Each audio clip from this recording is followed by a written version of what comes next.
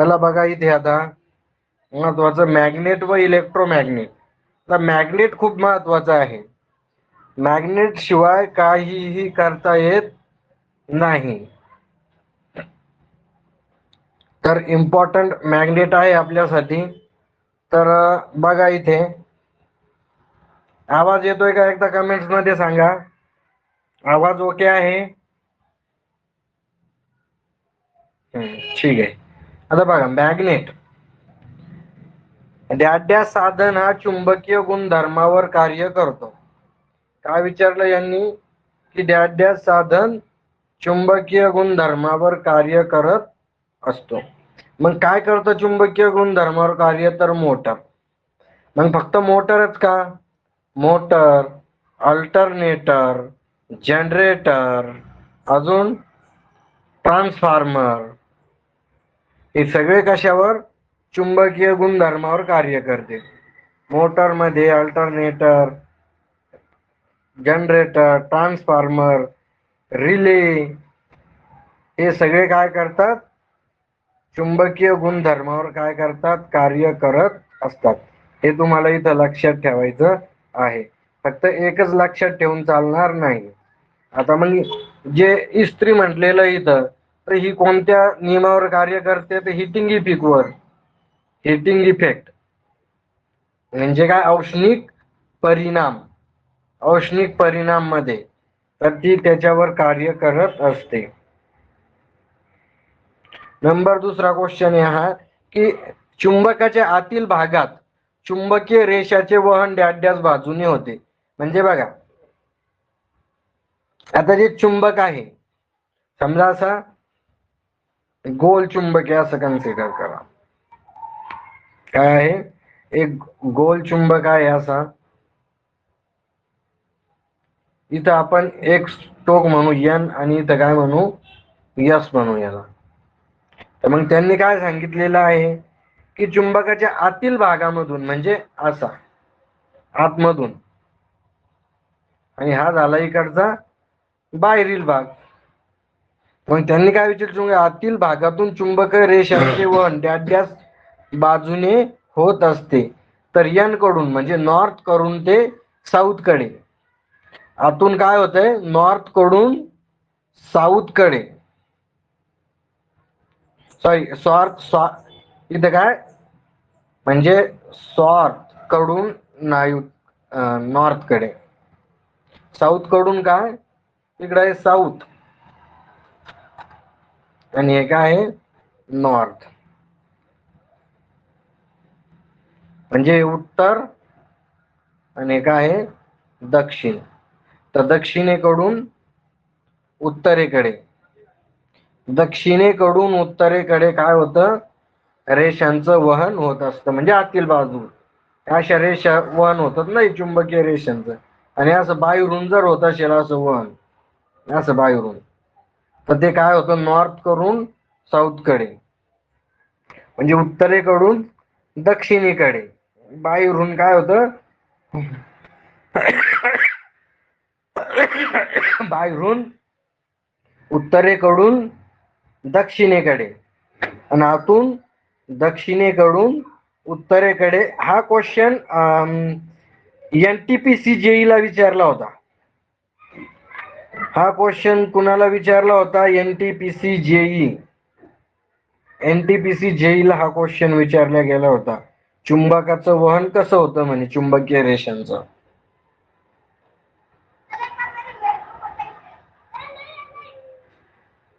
परत सांगू म्हणजे बघा, आतून जर म्हटलं म्हणजे अशा रेषा वाहतात ना. हा काय आहे? यस पोल आहे आणि हा एन पोल आहे. म्हणजे एन नॉर्थ म्हणजे काय? उत्तर. नॉर्थ म्हणजे काय? उत्तर. आणि साऊथ म्हणजे काय? दक्षिण. मग काय होतं? आतून दक्षिणेकडून उत्तरेकडे. आतून काय? दक्षिणेकडून उत्तरेकडे आणि बाहेरून उत्तरेकडून दक्षिणेकडे. आलं लक्षात तुमच्या? बरोबर. राहुल म्हणतोय की बाहेरून एन कडून यस कडे म्हणजे नॉर्थ कडून साऊथ कडे आणि आतून दक्षिणेकडून उत्तरेकडे आणि बाहेरून उत्तरेकडून दक्षिणेकडे, हे लक्षात ठेवायचं तुम्ही.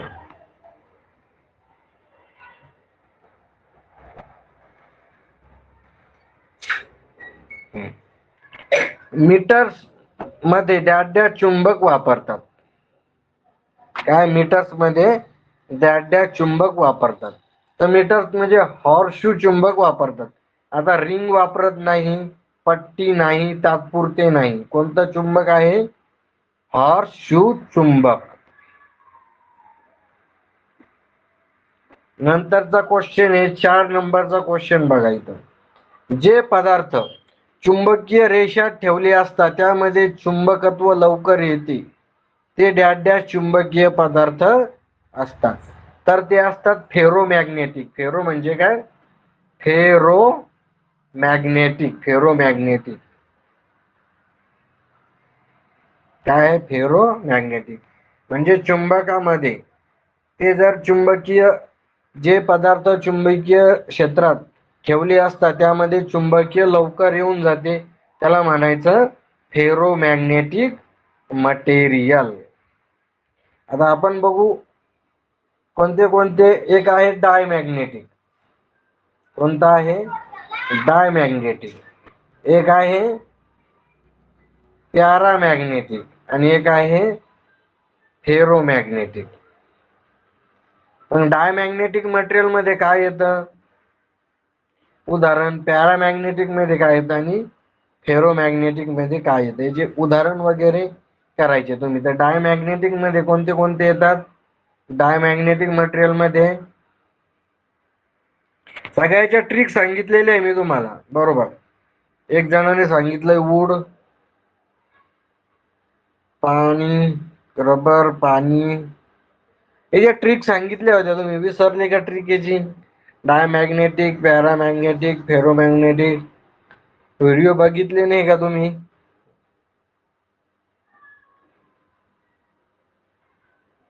आणि याची परमेबिलिटी. आता डायमॅग्नेटिक मटेरियलची परमेबिलिटी कशी असते?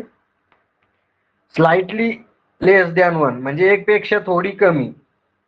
पॅरामॅग्नेटिकची काय असते? 1 पेक्षा थोडी जास्त. आणि फेरोमॅग्नेटिकची खूप जास्त असते, 400 ते 500. तर हे सुद्धा तुम्ही लक्षात ठेवायचं आहे.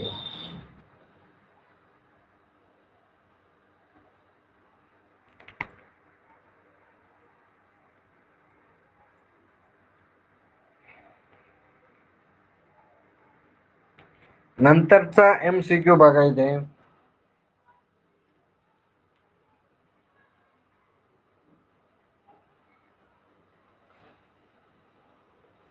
ट्रिक बघावं लागेल मला. एक जण म्हणतो ट्रिक काय आहे सर? ट्रिक काय सांगितली होती मी तुम्हाला? काय सांगितलं होतं आठवतं का?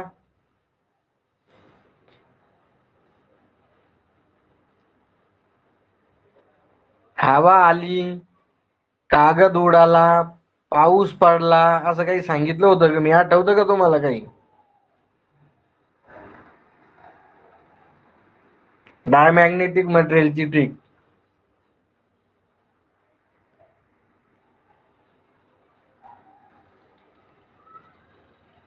ठीक आहे. आपण दुसरं बघू की डीसी सप्लाय चुंबकीय पदार्थाला देऊन त्यात चुंबकत्व निर्माण करण्याची डॅश पद्धत असते. तर डीसी सप्लाय चुंबकीय पदार्थाला देऊन म्हणजे एखाद्या चुंबकीय पदार्थाला, म्हणजे एखादा चुंबकीय पदार्थ कॉईल आहे त्याला आपण काय करतो? डीसी सप्लाय देतो. त्याच्यात काय करतो? चुंबकीय निर्माण करण्याच्या पद्धतीला काय म्हणतो आपण? इंडक्शन म्हणतो. काय म्हणतो? इंडक्शन. चुंबकीय फ्लक्सचा सीजीएस एकक डॅश आहे. आता यांनी एक विचारलेलं आहे, तुम्हाला माहिती आहे, एक एकक असतो MKS पद्धत, MKS, आणि एक आहे CGS. तर MKS आणि CGS. तर इथं त्यांनी CGS विचारलं. तर CGS मध्ये काय आहे? मॅक्सवेल. 2 एकक आहे कशाचे? कशाचे एकक दोन आहे? चुंबकीय फ्लक्सचे. तर सीजीएल मध्ये एकक कोणता आहे? सीजीएल मध्ये मॅक्सवेल आहे, इथं दिलेलं आहे मॅक्सवेल. परंतु एमकेएस मध्ये काय आहे? तर एमकेएस मध्ये आहे वेबर. काय आहे? वेबर. हे लक्षात ठेवायचं तुम्ही.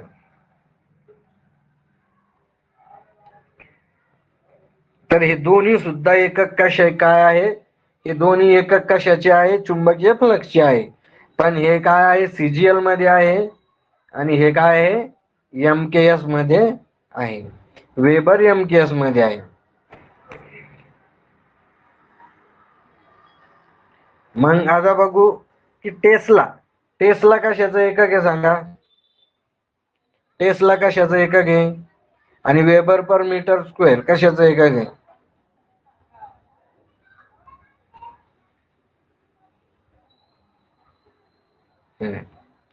Field intensity, magnetic field sorry इथं मॅग्नेटिक फील्ड डेन्सिटी म्हणजे बी. कोणत्या अक्षराने दाखवतो आपण? मॅग्नेटिक फ्लक्स डेन्सिटी बी अक्षराने दाखवतो आणि त्याचं एकक काय आहे? टेस्ला आहे किंवा वेबर आहे. आणि त्याचं सूत्र काय आहे मॅग्नेटिक फ्लक्स डेन्सिटीचं? B is equal to phi by A. काय? फाय बाय ए हे त्याचं सूत्र आहे. त्याच्यामुळं याचं एकक काय आहे? फ्लक्स. फ्लक्सचं एकक काय? वेबर. आणि याचं काय? एरियाचं मीटर स्क्वेअर. त्याच्यामुळं वेबर पर मीटर स्क्वेअर एकक आहे आणि टेस्ला अशी दोन्ही एकक आहे मॅग्नेटिक फ्लक्स डेन्सिटीचे. कशाचे? Magnetic flux density. हे आपण शिकलोय, तुम्ही शिकले आहे. मॅग्नेटिक फ्लक्स डेन्सिटी म्हणजे काय? घनता. तर मॅग्नेटिक फ्लक्स डेन्सिटी म्हणजे काय? तर इतक्या क्षेत्रामध्ये 1 मीटर स्क्वेअर क्षेत्रामध्ये किती चुंबकीय क्षेत्र आहे? तर त्याला म्हणायचं काय? मॅग्नेटिक फ्लक्स डेन्सिटी म्हणायचं तिथे.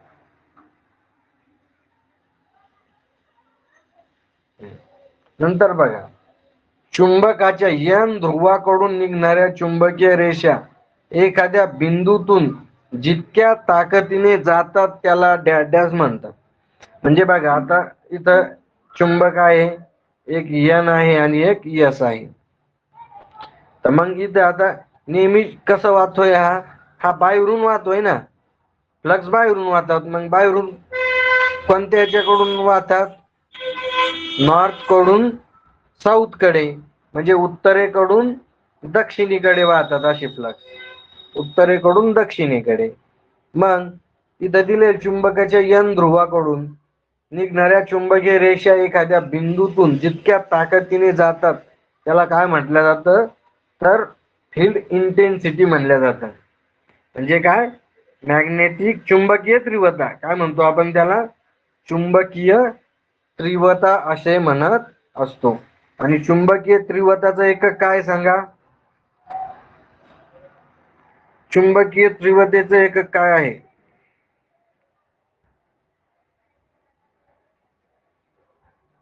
न्यूटन पर वेबर. न्यूटन वेबर चुंबकीय तीव्रता. बघा, आपण इथं जर बघितलं तर चुंबकीय तीव्रतेचं एकक काय माहितीये का? इथं आहे एम्पियर टन पर मीटर. हे एकक वापरायचं इथे. 2-3 एकक आहे त्याचे. न्यूटन हे पण आहे त्याचं, परंतु इथं एम्पियर टन पर मीटर हे एकक इथे वापरायचं. न्यूटन पर वेबर. बघा, हे एकक आहे महत्वाचं त्याच्यात की एम्पियर टन पर मीटर. हे सुद्धा तुम्ही लक्षात ठेवायचं तिथे.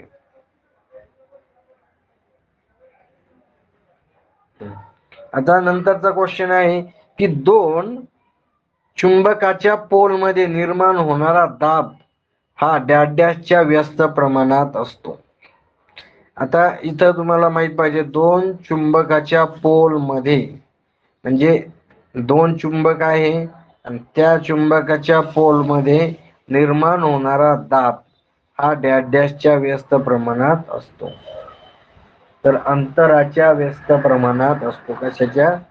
अंतराच्या. म्हणजे ते जे दोन पोल आहेत, हे जे दोन पोल आहेत, तर ह्या दोन पोलच्या अंतराच्या व्यस्त प्रमाणात असतो तिथे.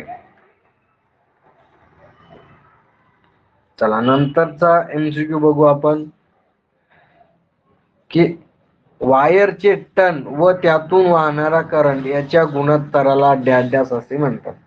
म्हणजे वायरचे टन व त्यातून वाहणारा करंट यांच्या गुणोत्तराला डॅश असे म्हणतात. सॉरी, गुणोत्तराला नाही, गुणाकाराला. यांच्या गुणाकाराला काय म्हणतात? सोपं आहे. म्हणजे टन काय सांगितलं? वायरचे टन म्हणजे कसे? असे, याला म्हणतो आपण टन. आणि यातून वाहणारा करंट म्हणजे टनला काय म्हणू आपण? आणि याच्यातून वाहणारा करंट म्हणजे आय, आणि याच्यातून वाहणारा करंट आय झाला, आणि हे टन म्हणजे एन. म्हणजे इथं काय झालं? Ampere turn. तर एम्पियर टन म्हणजे एमएमएफ. आता ईएमएफ जसं होतं तसं एमएमएफ आहे. एमएमएफ बरोबर काय आहे? याचं सूत्र एन गुणिले आय आहे. काय आहे? एन गुणिले आय. एमएमएफ च तुम्हाला असं पण विचारलं जाऊ शकतं इथे. काय विचारलं जाऊ शकतं इथे? की एमएमएफ च एकक काय आहे? तर एम एफ बरोबर काय आहे? एन गुणिले आय, किंवा आय गुणिले एन, कसं पण लिहा. आय गुणिले एन लिहा किंवा एन गुणिले आय लिहा. तर एन म्हणजे काय? तर आय म्हणजे काय? करंट. आणि एन म्हणजे काय? टन. तर एमएमएफ चा एकक काय आहे? एम्पियर टन म्हणजे एटी. एटीएम पण लक्षात ठेवू शकता तुम्ही. एटीएम म्हणजे हे लक्षात ठेवायचं. एटीएम, एम म्हणजे काय? तर एम एम एफ. मग एमएमएफ चे एकक काय आहे? Ampere turn. हे असं पण तुम्ही व्यवस्थित लक्षात ठेवू शकता. एम्पियर पर टन नाही बरं का ते. एम्पियर एटी फक्त. एम्पियर गुणिले टन. आणि अशी आडवी रेष म्हणजे हा टी भागिले मध्ये येऊन जाईल. मग एम्पियर टन नाही म्हणायचं. तुम्हाला ऑप्शन मध्ये तसं पण दिलं तर चुकीचं टिक मार्क करून या तुम्ही. त्याच्यामुळे लक्षात ठेवायचं एम्पियर टन, पर नाहीये तिथे. हा, गिलबर्ट सुद्धा त्याचं काय आहे? एकक आहे. एमएमएफ च एकक अजून काय आहे? गिलबर्ट.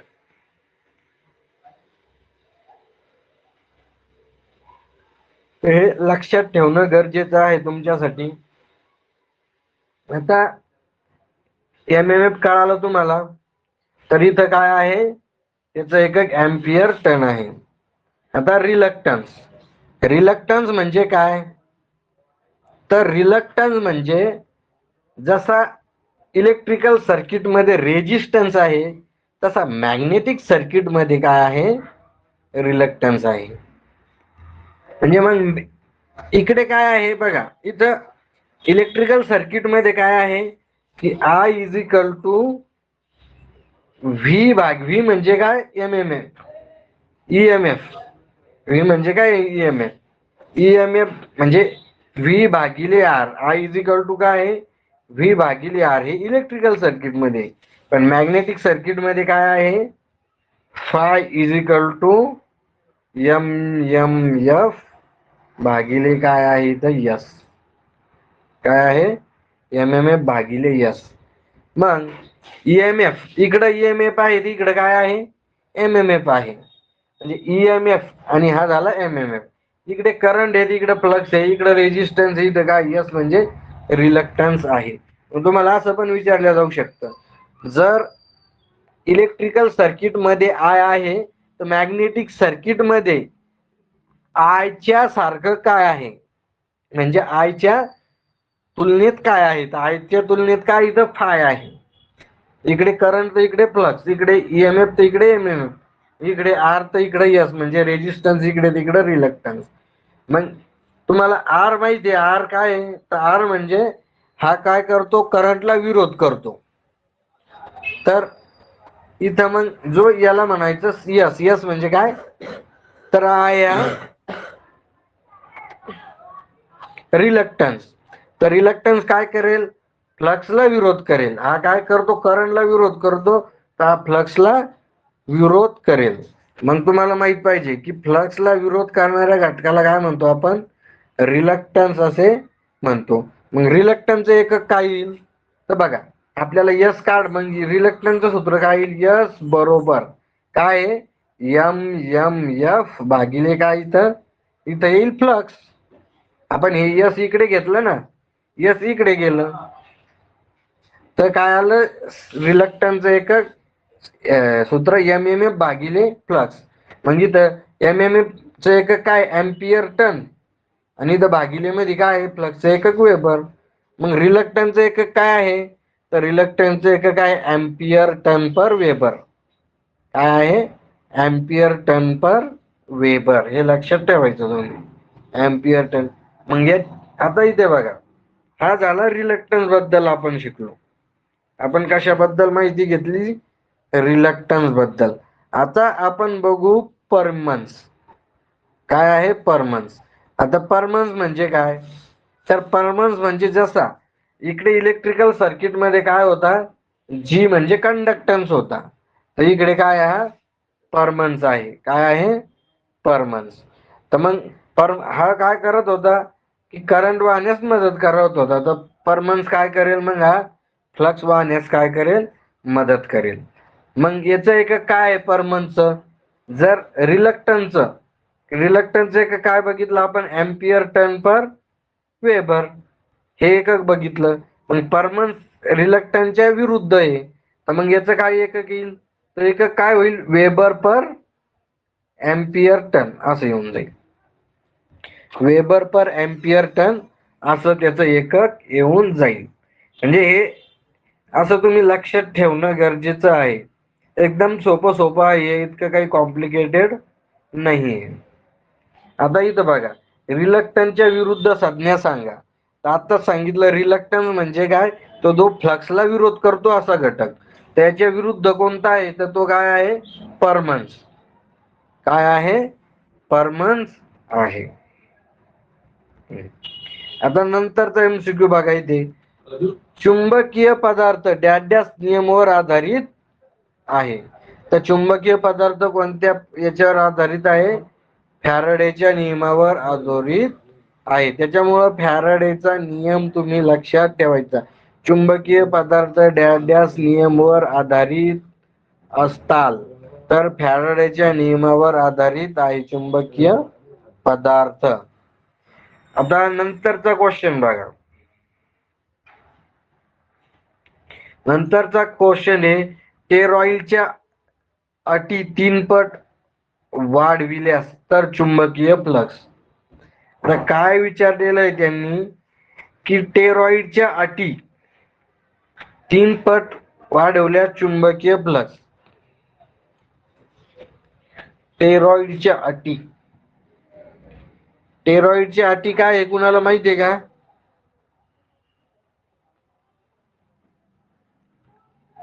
टेरॉइडच्या अटी 3 पट वाढवल्यास. मला वाटतं इथं टन असेल ते, म्हणजे असे टन. तर हे 3 पट वाढवले तर चुंबकीय फ्लक्स सुद्धा काय होईल, 3 पट वाढतील. नंतर बघा इथे, चुंबकाचे चुंबकत्व डॅश डॅशने नष्ट होतात. काय होते, चुंबकीयचे चुंबकत्व डॅश डॅशने उष्णता दिली तरी नष्ट होतात, विरुद्ध दिशेत चुंबकीय देऊन तरी नष्ट होतात, आणि कसेही हाताळून सुद्धा, म्हणजे आदळ आपट केल्याने सुद्धा काय होतो, नष्ट होतो. म्हणजे वरील पैकी सर्व याचं उत्तर आहे. आलं लक्षात तुमच्या हे. नंतर 14 नंबरचा क्वेश्चन आहे, की चुंबकाच्या डॅश डॅश मार्गात जास्त MMF मिळतो. तर चुंबकाच्या काय, एअर गॅप मार्गात. एअर गॅप म्हणजे काय, चुंबकीय आपण पाहतो बघ, तर एअर गॅप मधून काय होतो, जास्त MMF मिळत असतो आपल्याला. ते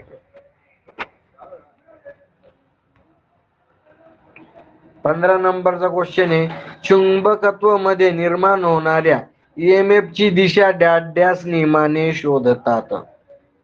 कोणत्या नियमाने शोधतात?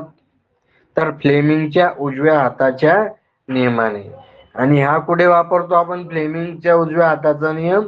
तर हा आपण अल्टरनेटर किंवा जनरेटर मध्ये वापरतो. आणि डाव्या हाताचा नियम कुठे वापरतो? डाव्या हाताचा नियम, तर डावा हाताचा नियम आपण काय करतो? मोटर मध्ये वापरत असतो. आलं लक्षात तुमच्या हे? तर याच्यामध्ये फ्लेमिंगच्या उजव्या हाताचा नियम, डाव्या हाताचा नियम. तर उजव्या हाताचा नियम आपण बघू. हा उजवा हात आहे असा. काय आहे हा? उजवा हात. हा अंगठा आहे, हे बोट आहे.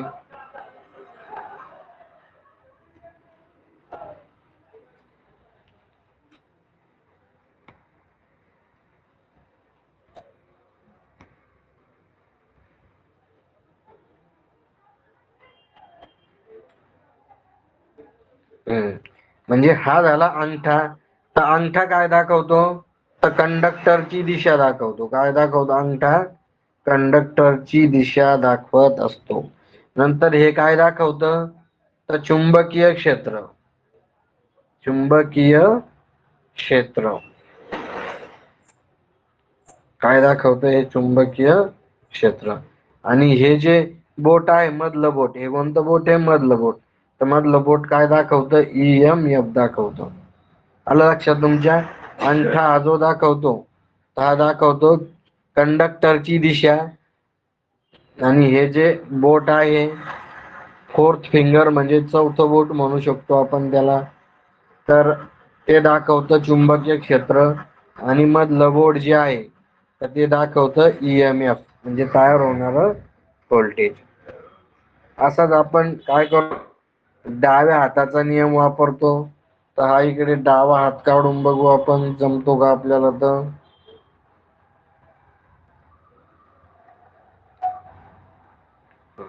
असं डाव्या हाताचा नियम आहे. डाव्या हाताच्या नियम मध्ये हा इथे आहे अंगठा, हे आहे फोर्थ फिंगर, आणि हे काय आहे? मधलं बोट आहे. हे काय आहे? मधलं बोट. मग हा अंगठा काय दाखवतो? तर कंडक्टरची दिशा दाखवतो. हे पुन्हा चुंबकीय क्षेत्र दाखवतो. हे पण काय दाखवतो? चुंबकीय क्षेत्र. नंतर हा काय दाखवतो? करंट दाखवतो. दोन्ही याच्यात सारखा आहे. दोन्ही पण अंगठे दिशा दाखवते. हे पण एक, हे जे फोर्थ फिंगर आहे, चौथं बोट आहे, हे पण चुंबकीय दिशा दाखवतो दोन्ही हाताच्या नियमामध्ये. परंतु इकडे काय EMF दाखवला जातो? ते मधलं बोट EMF दाखवतं, आणि डाव्या हातामध्ये काय? करंट दाखवत असतं. तर हे पण इम्पॉर्टंट आहे तुमच्यासाठी. हे नियम विचारले जातात परीक्षेमध्ये. यांचे फोर्थ फिंगर काय दाखवतं, अंगठा काय दाखवतो, या डाव्या हाताचा नियम कुठं वापरला जातो, उजव्या हाताचा नियम कुठं वापरला जातो, हे तुम्हाला परीक्षेमध्ये विचारले जात असतात. आता बघा, एक मॅक्सवेल बरोबर डॅश डॅश वेबर असं सांगितलेलं आहे. तर एक मॅक्सवेल बरोबर काय? 10⁻⁻8 म्हणजे 10⁻⁸ घात. तर एक मॅक्सवेल बरोबर काय आहे? 10⁻⁸ घात वेबर. तर फ्लक्सचे पण काय आहे? 2 एकक आहे, आपण ऑलरेडी बघितलेले आहे.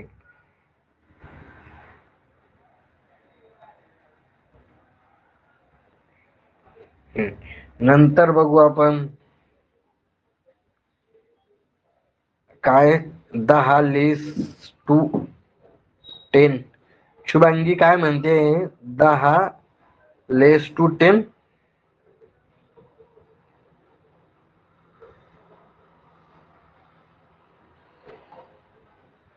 हा इथे जे दिलेलं आहे ना हे करेक्ट आन्सर आहे. इथे हे जे -8 आहे ना हे चुकीचं आहे. इथे हे -8 चुकीचं आहे.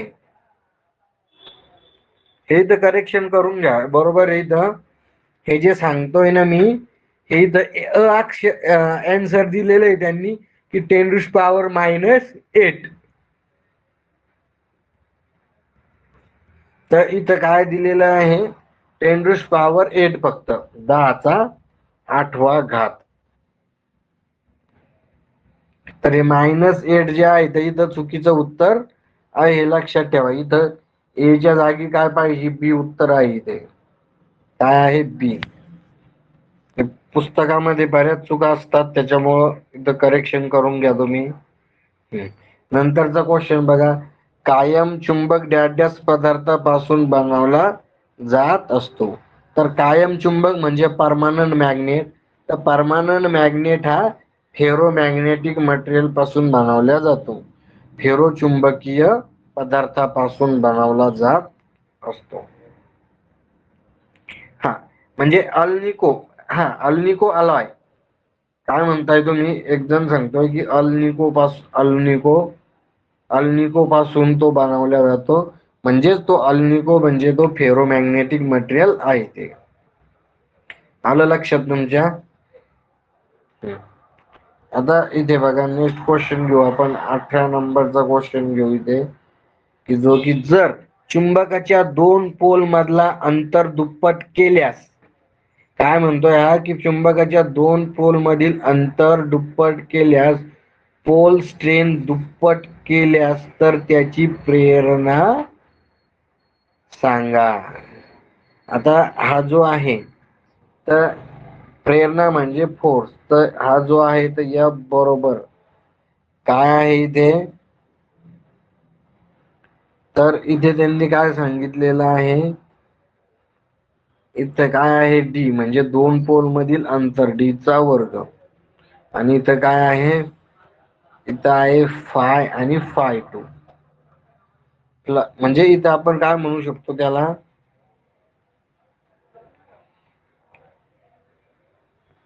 तर इथे त्यांनी काय सांगितलेलं आहे पोलची स्ट्रेंथ. म्हणजे इथं काय केलंय त्यांनी जर चुंबकाच्या दोन पोल मधील अंतर दुप्पट केलं.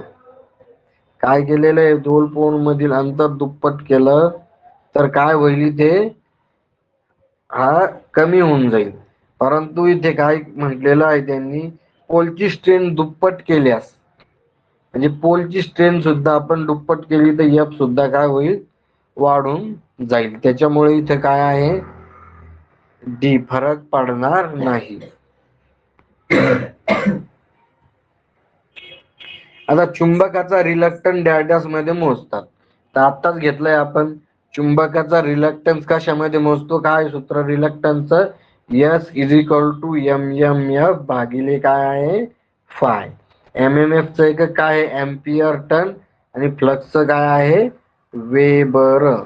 तर मग काय असेल याच एम्पियर टन पर वेबर. तर कुठं दिलेलं एम्पियर टन पर वेबर तर एम्पियर टन पर वेबर पहिल्याच याच्यात दिलेलं आहे. म्हणजे ए त्याचं करेक्ट आन्सर आहे.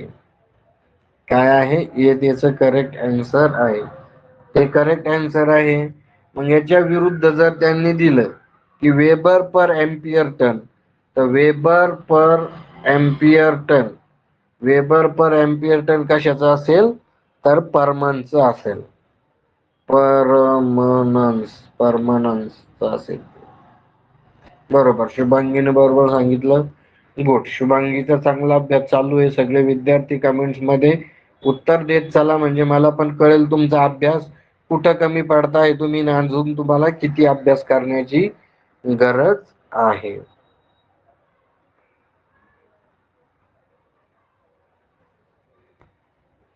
विद्यार्थी काही जास्त लाईव्ह येत नाही. आता मी काय करणार आहे बॅच मधून डायरेक्टली डेली व्हिडिओ अपलोड करणार आहे. मुलं ऑनलाईन येत नाही त्याच्यामुळे आपण बॅच मध्ये मी व्हिडिओ अपलोड करणार आहे. आता ऍप मध्ये मुलं काही जास्त ऑनलाईन येत नाही ना व्हिडिओ मी डिलीट करणार आहे.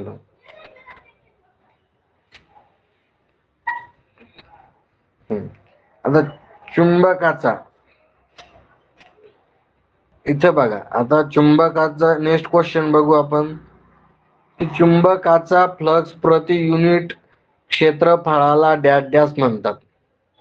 चुंबकाचा फ्लक्स प्रति युनिट क्षेत्राला डॅश डॅश म्हणतात.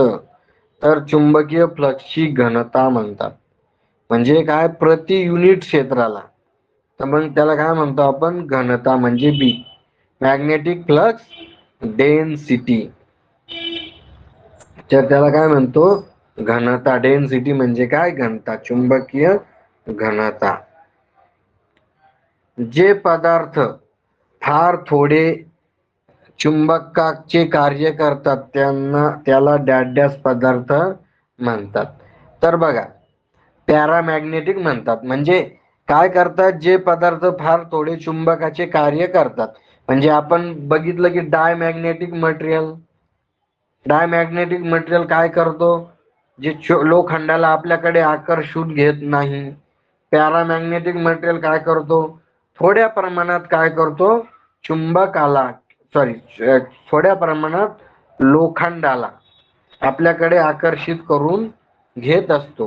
म्हणजे तेच सांगितलं की जे पदार्थ चुंबकाचे थोडे कार्य करते, म्हणजे लोखंडाला स्वतःकडे अट्रॅक्ट करून घेतात, म्हणजे आकर्षून घेतात, तर त्याला पॅरामॅग्नेटिक असे म्हणत असतो आपण.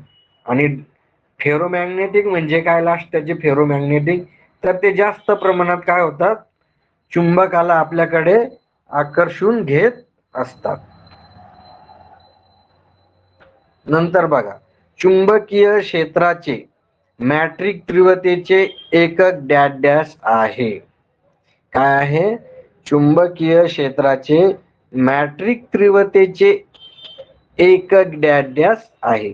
म्हणजे आता इथं त्यांनी काय सांगितलेलं आहे की चुंबकाचे मॅट्रिक एकक कोणतं आहे. म्हणजे तीव्रतेचं, म्हणजे त्यांनी विचारलंय चुंबकीय क्षेत्राचे मॅट्रिक तीव्रतेचे एकक डॅश डॅश आहे. तर इथं टेस्ला सांगितलेलं आहे त्यांनी, gross weber per metre square. आता इथं त्यांनी सांगितलेलं आहे बघा, टेस्ला कशाचं आहे मला सांगा बरं का. तर हे तीव्रतेचं एकक नाही, तीव्रता म्हणजे एच, आणि हे घनताचं आहे टेस्ला, बी. काय आहे, बी म्हणजे घनता. तर इथं एक हे करून घ्या करेक्शन, इथं चुंबकीय क्षेत्राचे मॅट्रिक तीव्रतेचे एकक सांगितलेलं आहे. तर इथं तीव्रताच्या ऐवजी काय करा तुम्ही,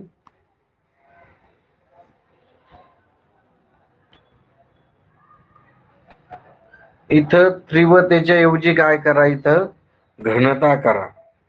काय करा, घनता सांगा. काय करा, घनता करा. ठीक आहे, तसे पण घेऊ आपण, तसे पण घेऊ, डोंट वरी. पहिले याची प्रॅक्टिस करून घ्या, काही प्रॉब्लेम नाही. आपण डिटेल मध्ये शिकतोय ना आपण. आता टेस्ला कशाचं एकक आहे, टेस्ला, तर टेस्ला एकक आहे फ्लक्स डेन्सिटीचं. वेबर कशाचं आहे, तर फ्लक्सचं आहे. वेबर आणि मॅक्सवेल, काय आहे, वेबर आणि मॅक्सवेल असे दोन एकक आहेत त्याचे, वेबर आणि मॅक्सवेल. आणि याचं काय आहे, हे चुंबकीय फ्लक्स डेन्सिटीचे दोन एकक, वेबर पर मीटर स्क्वेअर आणि टेस्ला. आणि इथं काय आहे, चुंबकीय क्षेत्रात याचं फ्लक्सचं एकक काय, वेबर आणि मॅक्सवेल असे दोन एकक आहे. आता इथं बघा, चुंबकीय पदार्थाची रिलेटिव्ह परमॅबिलिटी डॅश डॅश वर आधारित असते. तर चुंबकीय पदार्थाची रिलेटिव्ह परमॅबिलिटी, तर रिलेटिव्ह परमॅबिलिटी कशावर आधारित असते, तर ती काय असे असते, पदार्थावर अवलंबून असते.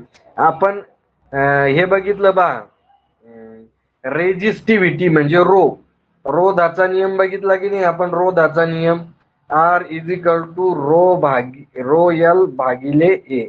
तर ही रेजिस्टिव्हिटी कशावर अवलंबून असते, तर पदार्थावरच. तशीच परमेबिलिटी कशावर अवलंबून असते, रिलेटिव्ह परमेबिलिटी पदार्थावर अवलंबून असते.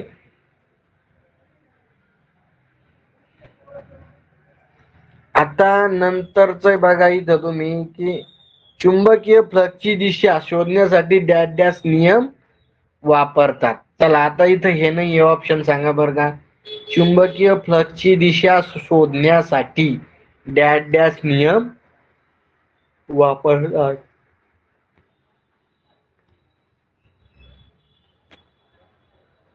End rule. काय एंड रूल. तर ऑलरेडी आता बघा हे तुम्हाला बघणं गरजेचं आहे. तो ऑप्शन सुद्धा नव्हतं. तर इथे काय एंड रूल सांगितलेलं आहे त्यांनी.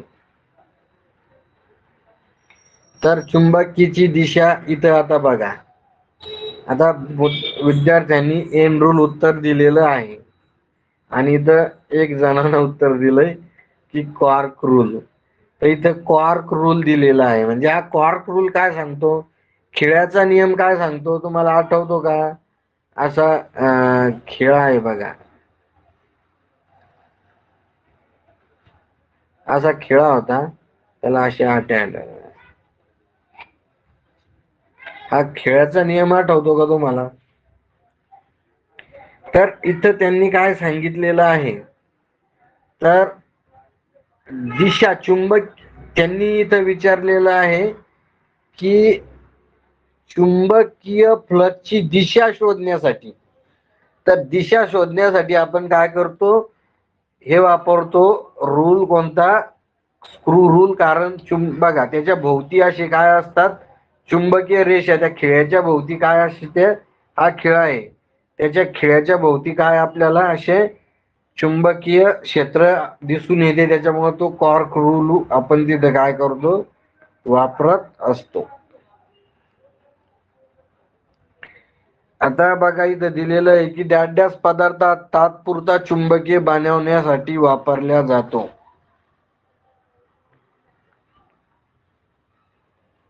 तात्पुरता चुंबकीय बनवण्यासाठी कोणता पदार्थ वापरला जातो.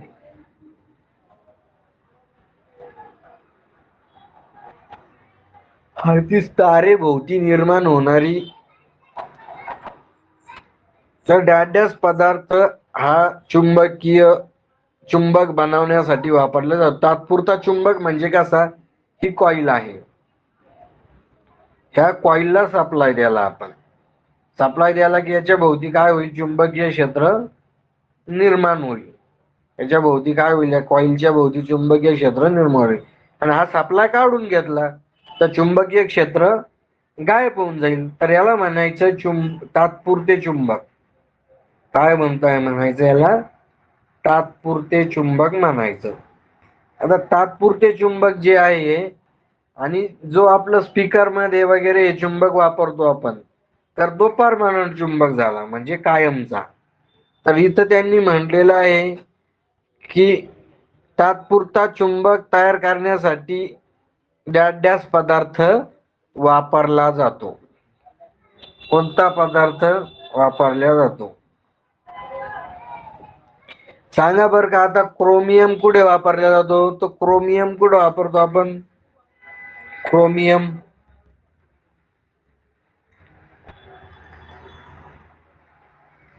क्रोमियम कुठे वापरतो, क्रोमियम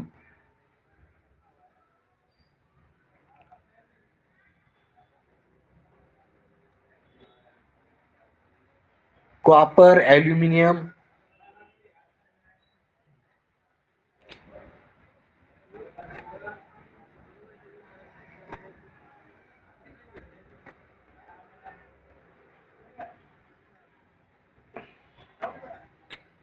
क्रोमियम लक्षात येत नाही तुमच्या, कुठं वापरतो तो,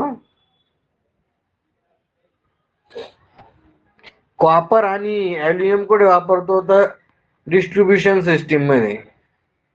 बरोबर, केंद्रेने बरोबर सांगितलं की हिटिंग इफेक्ट मध्ये क्रोमियम कुठे वापरतो, हिटिंग इफेक्ट मध्ये.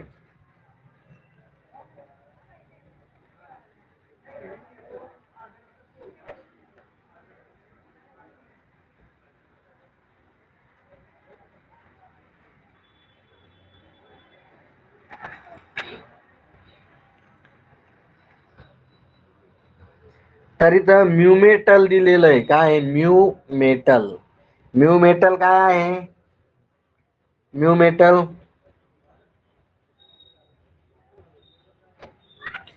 तर आपण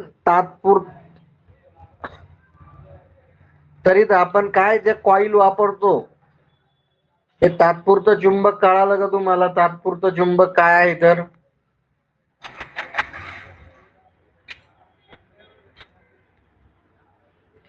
इथे मराठीमध्ये काहीतरी म्यू मेटल म्हटलेलं आहे त्यांनी, तर काहीतरी ऑप्शन मध्ये मिस्टेक आहे. हे आपण सांगतो मी तुम्हाला नंतर. तात्पुरत्यासाठी आता इथं यांनी दिलेलं आहे वेगळंच. म्यू मेटल वगैरे काय दिलं ते मराठीत मला कळत नाहीये ते. तोपर्यंत आपण दुसरा क्वेश्चन बघू. हे मी ग्रुपवर टाकतो तुम्हाला. आता इथं दिलेलं आहे की डॅश डॅशचा SI एकक टेस्ला आहे. तर हे आताच बघितलं आपण टेस्लाच. तर टेस्ला कशाचं आहे? चुंबकीय क्षेत्राची क्षमता म्हणजे मॅग्नेटिक फ्लक्स डेन्सिटी. बरोबर. मॅग्नेटिक फ्लक्स डेन्सिटी म्हणजे बी. करंटची संबंधी ही डॅश डॅश चुंबकीय घटक सारखी आहे.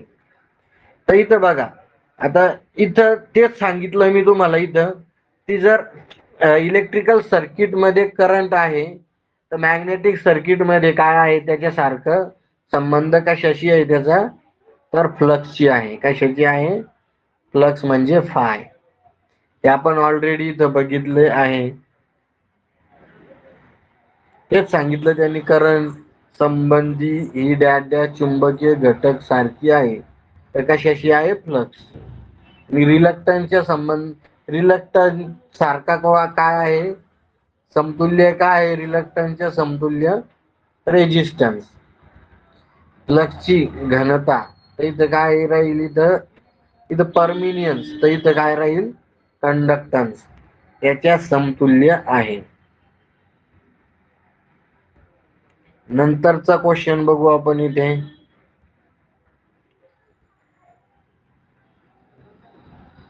डॅश डॅश हा विद्युत चुंबकाचा उपयोग नाही. आता विद्युत चुंबकाचा उपयोग नाही. ट्रान्सफॉर्मर मध्ये आहे, ट्रान्सफॉर्मर मध्ये आहे, बेल मध्ये आहे, रिले मध्ये आहे, परंतु विद्युत इस्त्री मध्ये नाही. तर विद्युत चुंबकीय उपयोग नाही. इथं काय आहे? हिटिंग. हिटिंग इफेक्ट वापरतो आपण इथे. म्हणजे औष्णिक परिणाम वापरतो आपण त्याच्यात. काय वापरतो? औष्णिक परिणाम.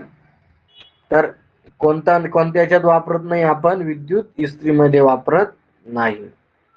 नंतर काल्पनिक रेषा ज्या चुंबकीय अक्षाला काटकोनात असतात व चुंबकाच्या मध्यभागातून जातात त्याला डॅश डॅश म्हणतात.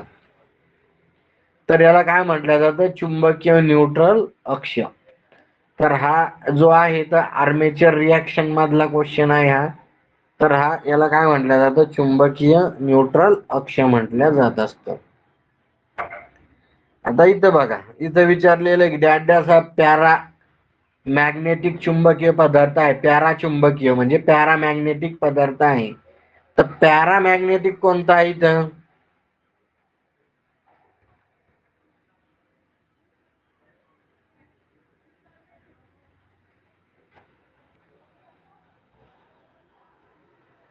कॉपर. गुड. तर कोणते कोणते आहे इथं पॅरामॅग्नेटिक मटेरियल? ॲल्युमिनियम आहे. काय आहे? ॲल्युमिनियम. कॉपर आहे. पी आणि एम. पी पासून काय होतोय सांगा? मी सांगितलं होतं की सल्फर कॉपर सॉरी ॲल्युमिनियम आणि कॉपर हे इलेक्ट्रिकल क्षेत्रातील पीएम आहे. त्याच्यामुळे त्यांची हवा आहे. काय आहे? त्याच्यामुळे त्यांची हवा आहे. तर ॲल्युमिनियम, कॉपर, पी म्हणजे काय होतं इथे? एम म्हणजे काय होतं? आणि हवा. हवा सुद्धा काय आहे? पॅरामॅग्नेटिक मटेरियल आहे. हे तुम्हाला मी सांगितलं ऑलरेडी की ॲल्युमिनियम, कॉपर हे इलेक्ट्रिकल क्षेत्रामधले पीएम आहे, त्यामुळे त्यांची हवा आहे. अशी मी तुम्हाला ही ट्रिक सांगितली होती.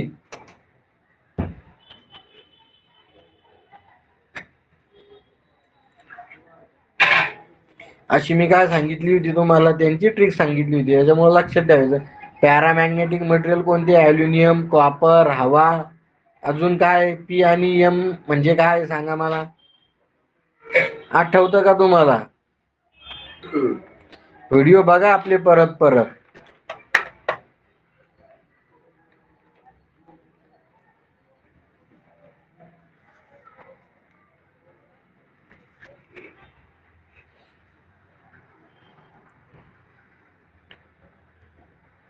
चला नेक्स्ट क्वेश्चन बघू आपण.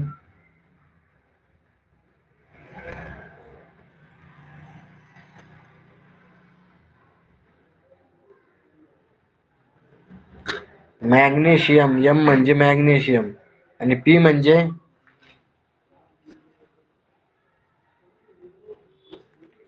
प्लॅटिनम.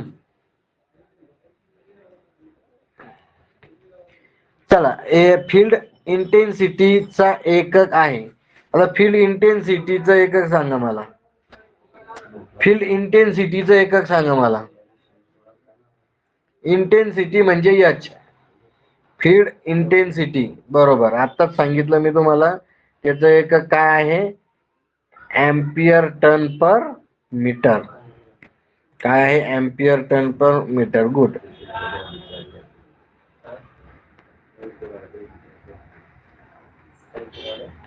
नंतर बघा 32 नंबरचा क्वेश्चन. विद्युत कंडक्टर संज्ञा संबंधित डॅश डॅश चुंबकीय संज्ञा आहे. म्हणजे इलेक्ट्रिकल क्षेत्रामध्ये कंडक्टन्स, तर मॅग्नेटिक क्षेत्रामध्ये काय? तर ते काय आहे? परमन्स. काय आहे? परमन्स. बरोबर. आता इथं दिलाय एक गणित आहे की जर 5.5 मायक्रोवेबर प्लस हा 6.10⁻³ मीटर स्क्वेअर क्षेत्रातून वाहत असेल तर फ्लक्सची घनता काढा. तर आता इथं त्यांनी काय सांगितलेलं आहे? घनता काढायची. म्हणजे घनताचं एक काय ते, सॉरी, सूत्र काय आहे? B is equal to phi by A. काय आहे? Phi by A. तर मग इथं काय आहे? फाय किती दिलं? 5.5. आता इथं मायक्रो वेबर येतं म्हणजे 10⁻³ किती येईल? मायक्रोला किती? -6 येईल भागिले, आणि इथं क्षेत्रफळ किती दिलंय? 6 गुणिले 10⁻³ आता -3 आणि -3 तर कटलंय, म्हणजे इथे किती राहिले? 10⁻³ असं राहील. आलं लक्षात तुमच्या?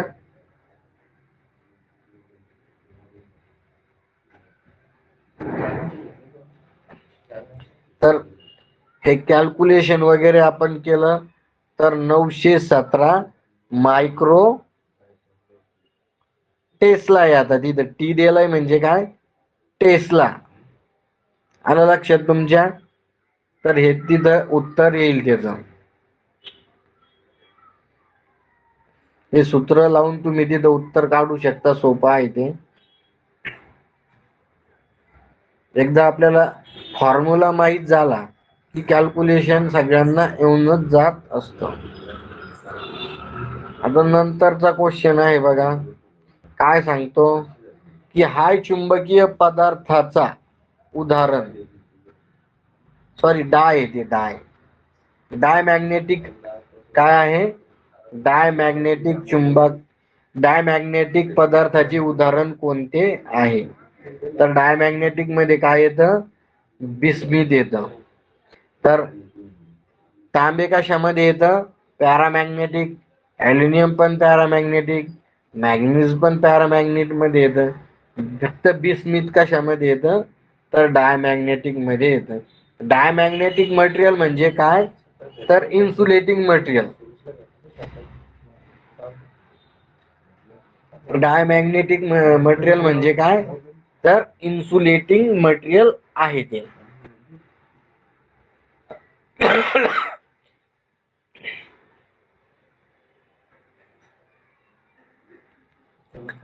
आता परत क्वेश्चन एक, फ्लक्स घनताचं एकक काय आहे? तर फ्लक्स घनताचं एकक काय आहे? Weber per metre square. कुठे आहे वेबर पर मीटर स्क्वेअर? तर D, weber per metre square.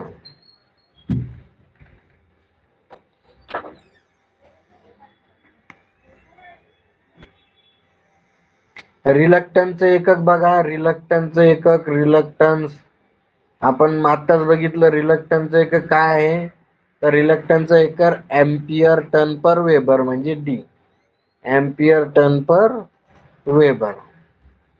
नंतर आहे विद्युत चुंबकाच्या कोर साठी डॅश डॅश उपयुक्त आहे.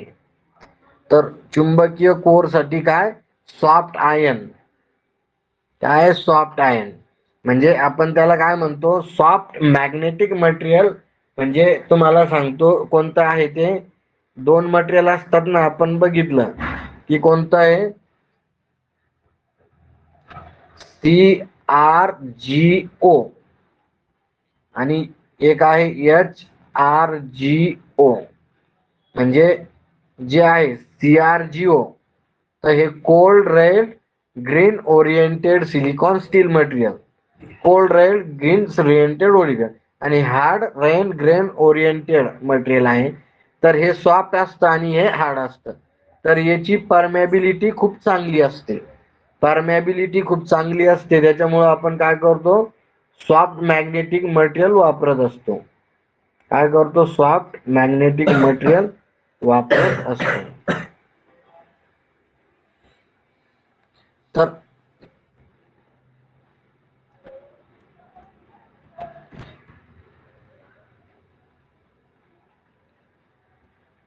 आता बघा इथे दिलंय की डॅश डॅश ही सदिश राशी आहे. आता हे सदिश राशी आणि अदिश राशी हे तुम्ही ऑलरेडी शिकलेले आहात, सदिश आणि अदिश. तर इथं दिलेलं आहे त्यांनी चुंबकीय फील्ड इंटेन्सिटी ही कोणती राशी आहे, सदिश राशी आहे. आता इथं विचारलं फ्लेमिंगच्या डाव्या हाताच्या नियमानुसार पहिले बोट डॅश डॅश दाखवतो. पहिले बोट काय दाखवतं, तर चुंबकीय फील्ड म्हणजे डाव्या हाताच्या नियमानुसार. तर हा काय आहे तुमचा, हा डावा हात आहे. आवर्ती इथं अंगठा झाला तुमचा, हा काय झाला इथे अंगठा झाला. नंतर हे पहिलं बोट झालं आणि हे बाकीचे बोट झाले समजा. तर हे पहिलं बोट काय दाखवतं, चुंबकीय क्षेत्र दाखवतंय म्हणजे चुंबकीय फील्ड दाखवतंय. म्हणजे सी उत्तर तुमचं इथं काय आहे, करेक्ट आहे, सी.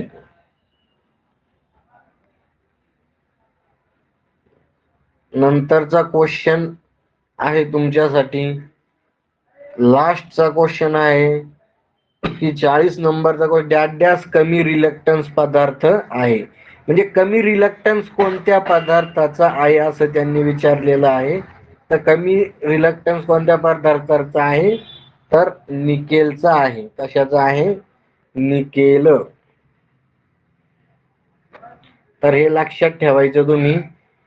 अशा प्रकारे नेहमी अभ्यास करायचा, लॉजिकली लक्षात ठेवायचं, व्यवस्थित कंटिन्यू अभ्यास करा. मध्ये गॅप पडू देऊ नका. असं म्हणू नका की परीक्षा कधी येते काय येते. तर कंटिन्यू तुम्ही अभ्यासामध्ये राहा.